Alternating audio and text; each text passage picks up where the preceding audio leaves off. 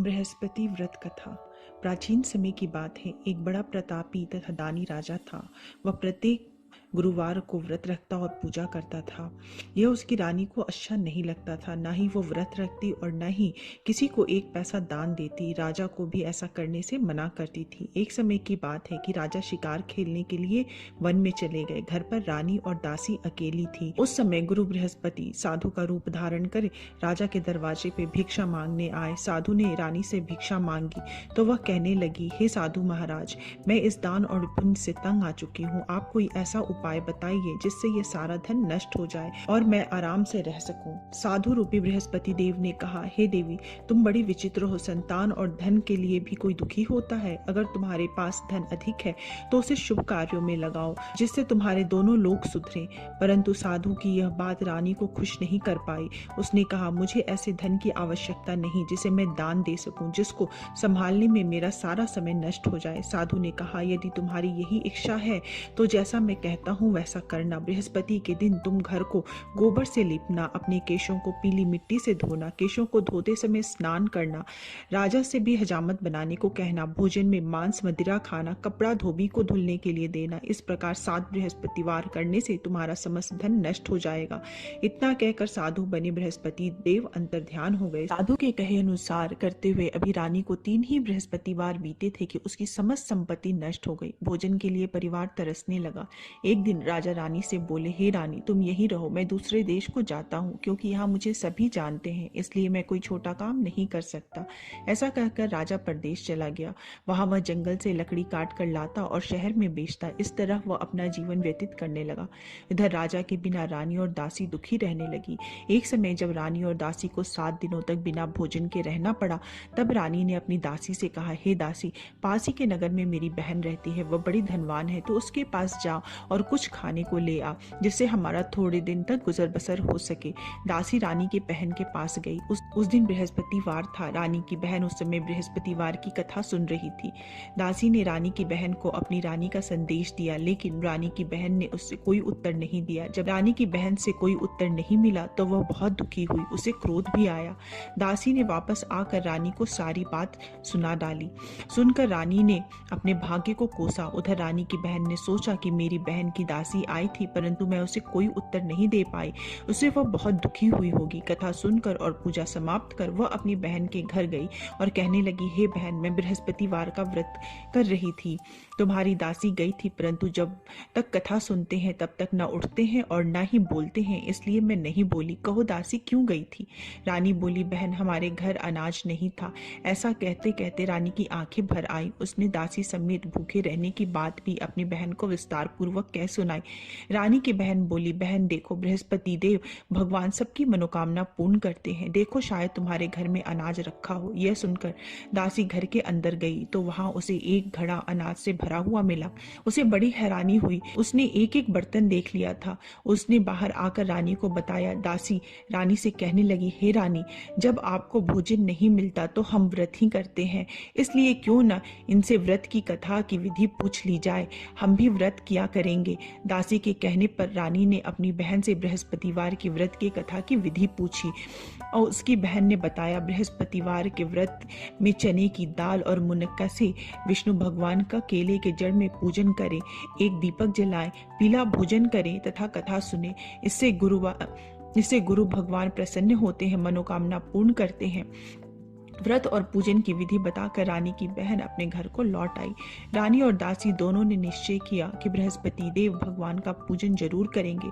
7 रोज बाद जब बृहस्पतिवार आया तो उन्होंने व्रत रखा। घुड़साल से जाकर चना और गुड़ बिन कर लाई तथा उसकी दाल से केले के जड़ तथा विष्णु भगवान का पूजन किया।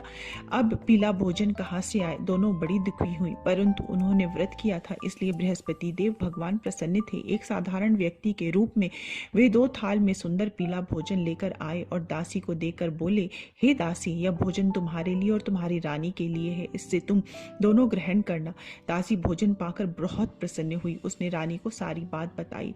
उसके बाद वे दोनों प्रत्येक बृहस्पतिवार को गुरु भगवान का व्रत करने और पूजन करने लगी। बृहस्पति भगवान की कृपा से उनके पास धन आ गया। परंतु रानी फिर पहले की तरह आलस्य करने लगी। तब दासी बोली, देखो रानी, तुम पहले भी इस प्रकार आलस्य करती थी। तुम्हें धन रखने में कष्ट होता था, इस कारण सभी धन नष्ट हो गया। अब गुरु भगवान की कृपा से धन मिला है तो फिर तुम्हें आलस्य हो गया है। बड़ी मुसीबतों के बाद हमने यह धन पाया है, इसलिए हमें दान पुण्य करना चाहिए। अब तुम भूखे मनुष्यों को भोजन कराओ, प्याऊ लगवाओ, ब्राह्मणों को दान दो, कुआं, तालाब, बावड़ी आदि का निर्माण कराओ, मंदिर, पाठशाला आदि बनवाओ, कुंवारी कन्याओं का विवाह कराओ, अर्थात धन को शुभ कार्यों में खर्च करो, जिससे तुम्हारे कुल का यश बढ़े तथा स्वर्ग प्राप्त हो और पितर प्रसन्न हो। दासी की बात सुनकर रानी शुभ कार्य करने लगी, उसका यश फैलने लगा। एक दिन रानी और दासी आपस में विचार करने लगी कि न जाने राजा किस दशा में होंगे, उनकी कोई खोज खबर भी नहीं मिली। उन्होंने श्रद्धा पूर्वक गुरु बृहस्पति भगवान की प्रार्थना की कि राजा जहाँ कहीं भी हो शीघ्र वापस आ जाए। उधर राजा परदेश में बहुत दुखी रहने लगा। वह प्रतिदिन जंगल से लकड़ी बिनकर लाता और उसे शहर में बेचकर अपने दुखी जीवन को बड़ी कठिनता से व्यतीत करने लगा। एक दिन दुखी होकर उसने पुरानी बातें याद करने लगा और रोने लगा और उदास हो गया। उस समय राजा के पास बृहस्पति देव साधु का वेश में आकर बोले, हे लकड़हारे, तुम इस सुनसान जंगल में किस चिंता में बैठे हो, मुझे बताओ। यह सुनकर राजा के नेत्रों में जल भर आया। साधु की वंदना कर राजा ने अपनी संपूर्ण कहानी कह सुनाई। महात्मा दयालु होते हैं। वे राजा से बोले, हे राजन, तुम्हारी पत्नी ने बृहस्पति देव के प्रति अपराध किया था, इसी कारण तुम्हारी यह दशा हुई है। अब तुम चिंता मत करो, भगवान तुम्हें पहले से अधिक धन देंगे। देखो, तुम्हारी पत्नी ने बृहस्पतिवार का व्रत प्रारंभ कर दिया है। अब तुम भी बृहस्पतिवार का व्रत करके चने के दाल व गुड़ जल के लोटे में डालकर केले के पेड़ की पूजन करो, फिर कथा सुनो और या कहो, भगवान तुम्हारी सब मनोकामनाओं को पूर्ण कर देंगे। साधु की बात सुनकर राजा बोले, हे प्रभु, लकड़ी बेचकर तो इतना पैसा नहीं बचता जिससे भोजन के उपरांत कुछ बचा सकूं। मैंने रात्रि में अपनी रानी को व्याकुल देखा है। मेरे पास कोई साधन नहीं है जिससे उसका समाचार पा सकूं। फिर मैं कौन सी कहानी कहूं, यह भी मुझको मालूम नहीं। साधु ने कहा, हे राजन, मन में बृहस्पति भगवान के पूजन व्रत का निश्चय करो, वे स्वयं तुम्हारे लिए कोई राह बना देंगे। बृहस्पतिवार के दिन तुम रोजाना की तरह लकड़ियां लेकर शहर जाना, तुम्हें रोज से दुगुना धन मिलेगा, जिससे तुम भली भांति भोजन कर लोगे तथा बृहस्पतिवार की पूजा का सामान भी ला सकोगे। जो तुमने बृहस्पतिवार की कहानी के बारे में पूछा है वह इस प्रकार है। बृहस्पति देव की व्रत कथा। प्राचीन काल में एक बहुत ही निर्धन ब्राह्मण था। उसकी कोई संतान नहीं थी। वह नित्य पूजा पाठ करता था। उसकी स्त्री न स्नान करती थी और न ही किसी देवता का पूजन करती थी। इस कारण ब्राह्मण देवता बहुत दुखी रहते थे। भगवान की कृपा से ब्राह्मण के यहाँ एक कन्या उत्पन्न हुई। कन्या बड़ी होने लगी। प्रातः स्नान करके वह भगवान विष्णु का जप करती थी। बृहस्पतिवार का व्रत भी करने लगी। पूजा पाठ समाप्त कर पाठशाला जाती और अपनी मुट्ठी में जौ भर के ले जाती थी और पाठशाला के मार्ग में डालती जाती। लौटते समय वही जौ स्वर्ण के हो जाते थे और उनको बीनकर वो घर ले आती। एक दिन वह बालिका सूप में सोने के जौ को फटक कर साफ कर रही थी। तभी उसकी माँ ने देख लिया और कहा कि हे बेटी, सोने के जौ को फटकने के लिए सोने का सूप होना चाहिए। दूसरे दिन गुरुवार था। कन्या ने व्रत रखा और बृहस्पति देव से सोने के सूप देने की प्रार्थना की। बृहस्पति देव ने उसकी प्रार्थना स्वीकार कर ली। रोजाना की तरह वह कन्या जौ फैलाती हुई पाठशाला चली गई। पाठशाला से लौटते वक्त जब वो जौ बिन रही थी तो बृहस्पति देव की कृपा से उसे सोने का सूप मिला। उसे वह घर ले आई और उससे जौ साफ करने लगी, परंतु उसकी माँ का वही ढंग रहा। एक दिन की बात है, कन्या सोने के सूप में जौ साफ कर रही थी। उस समय उस नगर का राजकुमार वहां से निकला। कन्या के रूप और कार्य को देखकर वह उस पर मोहित हो गया। राजमहल में आकर वह भोजन तथा जल त्याग कर उदास होकर लेट गया। राजा को जब राजकुमार द्वारा अन्य जल त्यागने का समाचार ज्ञात हुआ तो वे मंत्रियों के साथ अपने पुत्र के पास आ पहुंचे और कारण पूछने लगे। राजकुमार ने राजा को उस लड़की के घर का पता भी बता दिया। मंत्री उस लड़की के घर गए। मंत्री ने ब्राह्मण के समक्ष राजा की ओर से निवेदन किया। कुछ दिन बाद ब्राह्मण की कन्या का विवाह राजकुमार के साथ संपन्न हुआ। कन्या के घर से जाते ही ब्राह्मण के घर में पहले की भांति गरीबी का निवास हो गया। एक दिन दुखी होकर ब्राह्मण अपनी पुत्री से मिलने गए।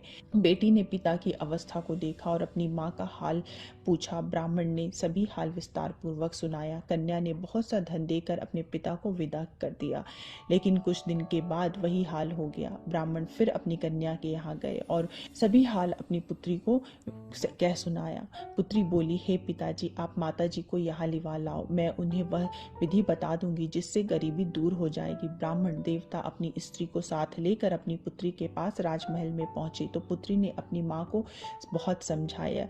वो बोली, हे माँ, तुम प्रातःकाल स्नान आदि करके विष्णु भगवान का पूजन करो तो सब दरिद्रता दूर हो जाएगी। परंतु उसकी माँ ने उसकी एक भी बात नहीं मानी। वह प्रातःकाल उठकर अपनी पुत्री की बची जूठन खा लेती थी। एक दिन उसकी पुत्री को बहुत गुस्सा आया। उसने अपनी माँ को एक कोठरी में बंद कर दिया।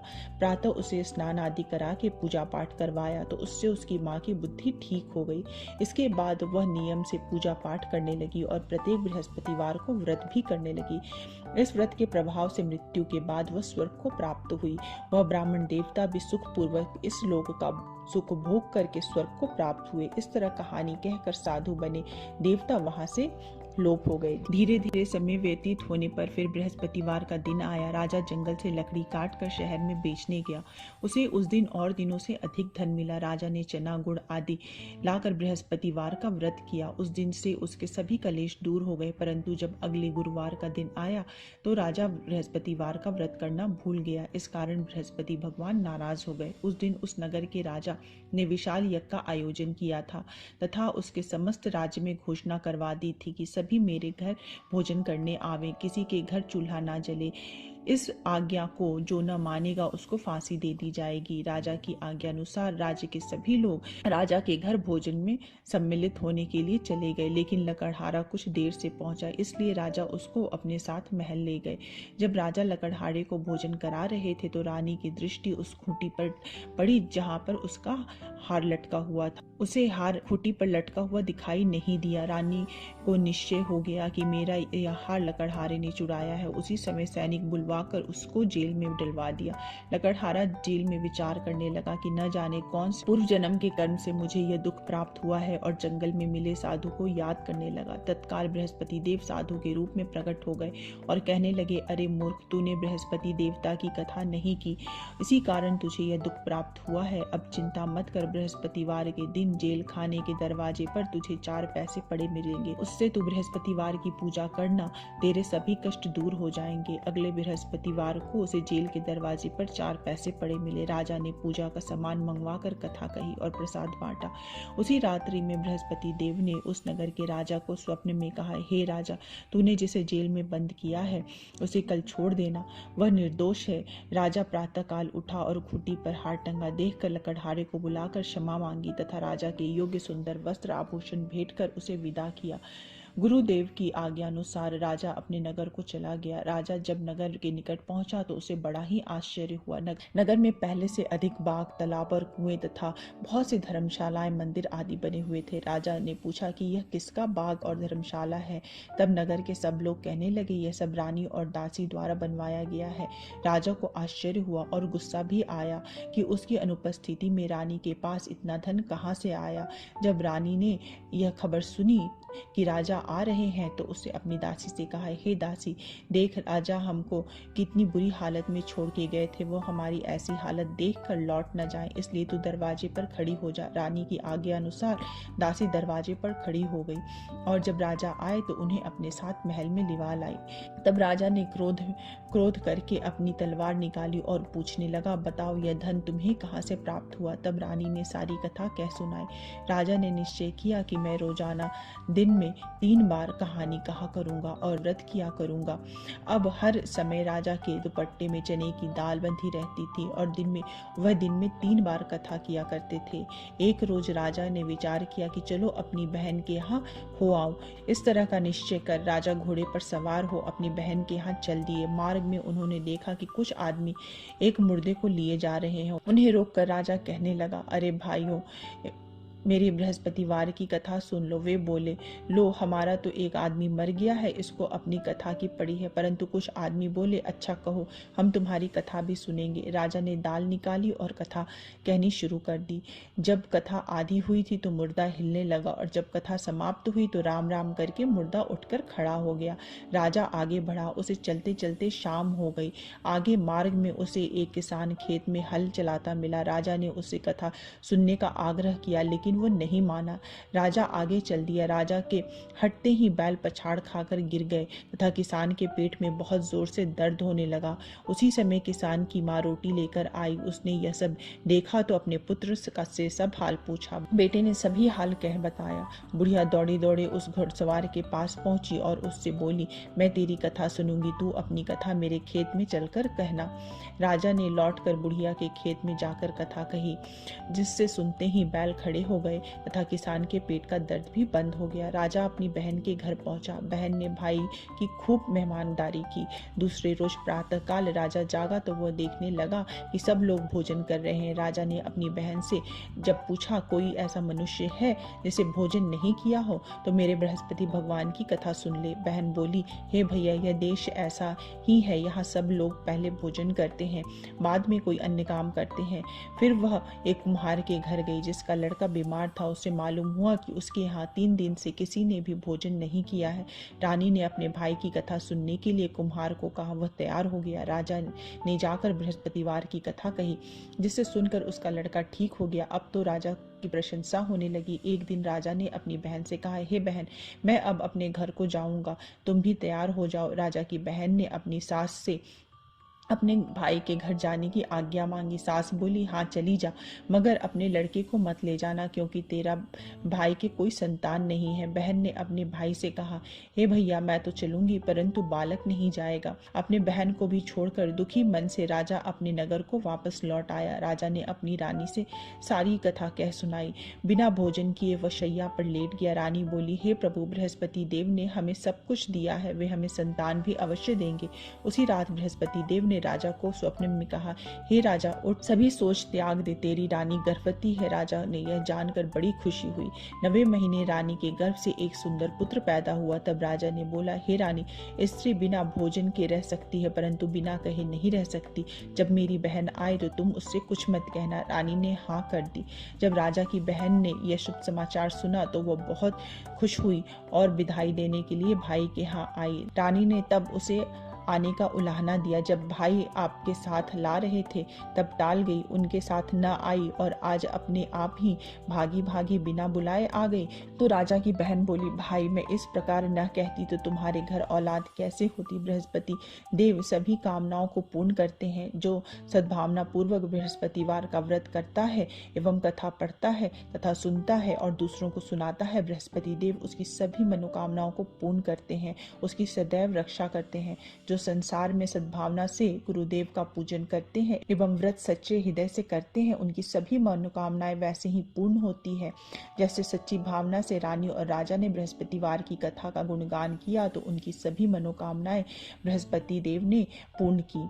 अनजाने में भी बृहस्पति देव की अपेक्षा ना करें, ऐसा करने से सुख शांति नष्ट हो जाती है। इसलिए सबको कथा सुनने के बाद प्रसाद लेकर जाना चाहिए। हृदय में उनका मनन करते हुए जयकारा बोलना चाहिए। बोलो श्री बृहस्पति भगवान की जय। बोलो श्री विष्णु भगवान